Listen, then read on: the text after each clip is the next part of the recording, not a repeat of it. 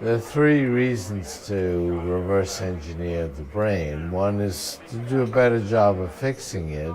I quote one of the pioneers of the neural implant for Parkinson's disease as saying we're now treating the brain as circuitry, not as a chemical soup, which drugs like SSRI drugs just treated like a soup of chemicals.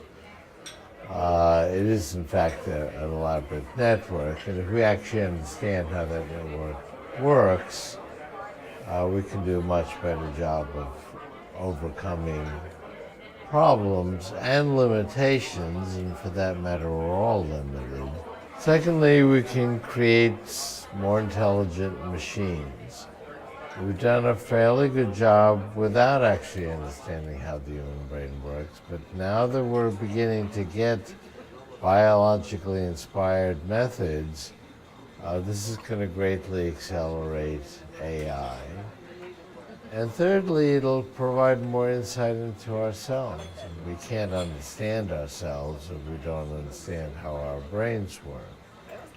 And our identity, our consciousness, the concept of free will is closely associated with the brain.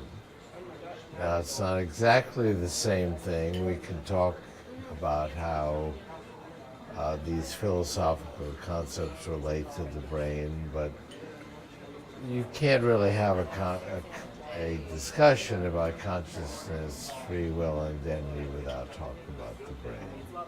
Intelligence is also what we need to solve all the major challenges of humanity and of the planet and so on. We need more intelligence. In fact, we won't be able to solve the major problems that we have without more intelligence. So for all those reasons, it's important to understand how the brain works. And it's really only very recently, I would say in the last year, that we have enough information to actually make intelligent statements about intelligence and how human intelligence works.